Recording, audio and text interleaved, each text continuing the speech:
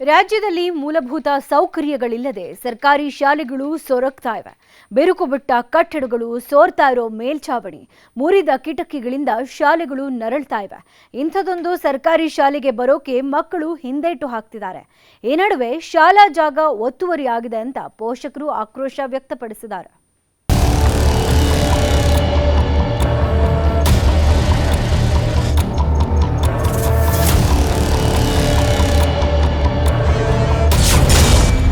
ಬಿಟ್ಟ ಕಟ್ಟಡದಲ್ಲೇ ಸರ್ಕಾರಿ ಶಾಲೆ, ತಲೆ ಮೇಲೆ ಎಲ್ಲಿ ಬೀಳುತ್ತೋ ಅನ್ನೋ ಭಯ. ಹೀಗೆ ಬಿರುಕು ಬಿಟ್ಟ ಶಾಲಾ ಗೋಡೆಗಳು, ಮುರಿದು ಬಿದ್ದ ಮೇಲ್ಛಾವಣಿ, ಭಯದಲ್ಲೇ ಪಾಠ ಕೇಳ್ತಾ ಇರೋ ಮಕ್ಕಳು. ಇದು ಚಿತ್ರದುರ್ಗ ಜಿಲ್ಲೆ ಹೊಳಲ್ಕೆರೆಯ ಬೇಡರ ಶಿವನಕೆರೆ ಗ್ರಾಮದ ಸರ್ಕಾರಿ ಶಾಲೆ. 1945ರಲ್ಲೇ ಸರ್ಕಾರಿ ಹಿರಿಯ ಪ್ರಾಥಮಿಕ ಶಾಲೆ ನಿರ್ಮಾಣ ಮಾಡಲಾಗಿತ್ತು. ಆದರೆ ಈ ಶಾಲೆ ಇಂದು ಸಂಪೂರ್ಣ ಕುಸಿದು ಬೀಳುವ ಹಂತಕ್ಕೆ ತಲುಪಿದೆ.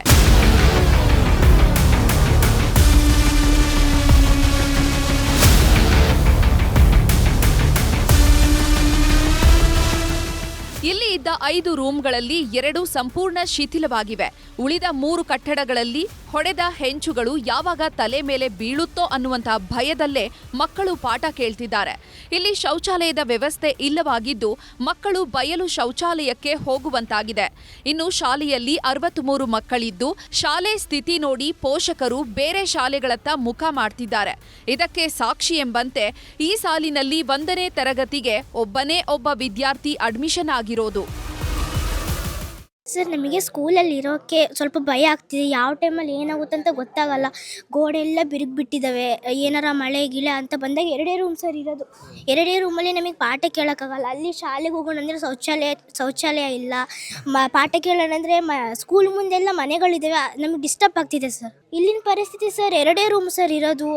2 ರೂಮ್ ಇದ್ದಾವೆ, ಗೋಡೆ ಎಲ್ಲ ಬಿರುಗ್ಬಿಟ್ಟಿದ್ದಾವೆ. ಶಾಲೆ ಎಲ್ಲ ಅಂಚೆಲ್ಲ ಒಡೆದೋಗಿದ್ದಾವೆ ಸರ್. ಯಾವ ಟೈಮಲ್ಲಿ ಏನಾಗುತ್ತೆ ಅಂತ ಗೊತ್ತಿಲ್ಲ ಸರ್. 4 ಕೊಠಡಿಗಳು ಇದ್ವು. ಆ 4 ಕೊಠಡಿಗಳಲ್ಲಿ ಅತ್ಯಂತ ಶಿಥಿಲವಾಗಿರ್ತಕ್ಕಂಥದ್ದು ಒಂದು ಕೊಠಡಿ ಇದೆ. ಸಂಪೂರ್ಣ ಮೇಲ್ಛಾವಣಿ ಬಿದ್ದೋಗ್ಬಿಟ್ಟಿದೆ. ಇನ್ನು ಉಳಿದಿರ್ತಕ್ಕಂಥ ಕಟ್ಟಡದಲ್ಲಿ ಒಂದು ಸ್ವಲ್ಪ ಕಿಟಕಿ, ಬಾಗಿಲು ಈ ಥರ ಡ್ಯಾಮೇಜಸ್ ಆಗಿದೆ. ಗೋಡೆಗಳೆಲ್ಲ ಒಂದು ಸ್ವಲ್ಪ ಸಮಸ್ಯೆ ಆಗಿದೆ.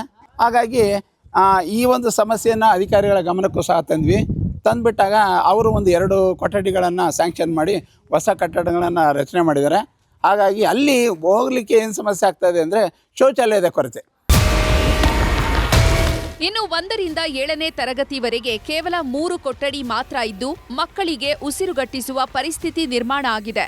ಸ್ಥಳೀಯರ ಮನವಿ ಮೇರೆಗೆ ಕ್ಷೇತ್ರದ ಶಾಸಕ ಎಂ ಚಂದ್ರಪ್ಪ 2 ಕೊಠಡಿಯ ಹೊಸ ಕಟ್ಟಡ ಕಟ್ಟಿಸಿದ್ದಾರೆ. ಆದರೆ ಶಾಲೆ ಕಟ್ಟಡದ ಜಗುಲಿ ಮೇಲೆ ಹಾಗೂ ಶಾಲಾ ಆವರಣದಲ್ಲಿ ಅಕ್ರಮವಾಗಿ ವಾಸ ಮಾಡ್ತಿದ್ದಾರೆ. ಅರ್ಧ ಕಿಲೋಮೀಟರ್ ದೂರ ಇರೋದ್ರಿಂದ ಹೊಸ ಕಟ್ಟಡ ಇದ್ರೂ ಪ್ರಯೋಜನಕ್ಕೆ ಬಾರದಂತಾಗಿದೆ.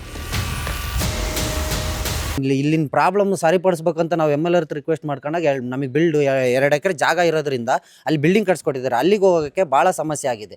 ಎಲ್ಲ ಅಕ್ವೈರ್ ಮಾಡ್ಕೊಂಡಿದ್ದಾರೆ. 2 ಎಕರೆ ಜಾಗದಲ್ಲಿ ಮನೆಗಳು ಕಟ್ಕೊಂಡಿದ್ದಾರೆ. ಸ್ಕೂಲ್ ಮುಂದೆನೇ ಪ್ರೇಯರ್ ಮಾಡೋಕ್ಕೂ ಜಾಗ ಇಲ್ಲದಷ್ಟು ಇದರಲ್ಲಿ ಮನೆ ಕಟ್ಕೊಂಡಿದ್ದಾರೆ. ಮುಂದೆ ಪಾಠ ಮಾಡ್ತಿದ್ರೆ ಈ ಕಡೆ ಜಗಳ ಆಡ್ತಿರ್ತಾರೆ ಮನೆಗಳಲ್ಲಿ. ಅದು ಹೆಂಗೆ ಪಾಠ ಕಲಿಬೇಕು ಏನು ಗೊತ್ತಿಲ್ಲ. ತುಂಬ ಅಕ್ವೈರ್ ಮಾಡ್ಕೊಂಡಿದ್ದಾರೆ. ಜಾಗನೇ ಇಲ್ದಂಗೆ ಮಾಡಿದ್ದಾರೆ. ಹೊಸ ಕಟ್ಟಡ ನಿರ್ಮಾಣ ಮಾಡಲಾಗಿದೆ. ಆದರೆ ಅರ್ಧ ಕಿಲೋಮೀಟರ್ ದೂರದಲ್ಲಿ ಇರೋದ್ರಿಂದ ಮಕ್ಕಳು ಪಾಠ ಕೇಳೋಕೆ ಲಭ್ಯ ಆಗ್ತಿಲ್ಲ. ಶಿಕ್ಷಣ ಅಧಿಕಾರಿಗಳು ಹಾಗೂ ಸಂಬಂಧಪಟ್ಟ ಅಧಿಕಾರಿಗಳು ನೂತನ ಕಟ್ಟಡದ ಸುತ್ತಮುತ್ತ ಅಕ್ರಮ ವಾಸಿಗಳನ್ನ ತೆರವು ಮಾಡಿಸಿ ಮೂಲಭೂತ ಸೌಕರ್ಯ ಸಿಗುವಂತೆ ಮಾಡಬೇಕಿದೆ. ಕೂಡಲೇ ಹಳೆಯ ಕಟ್ಟಡದಿಂದ ತೆರವು ಮಾಡಿಸಬೇಕಿದೆ. ವಿನಾಯಕ್ ತೊಡರನಾಳ್, ನ್ಯೂಸ್ 18 ಚಿತ್ರದುರ್ಗ.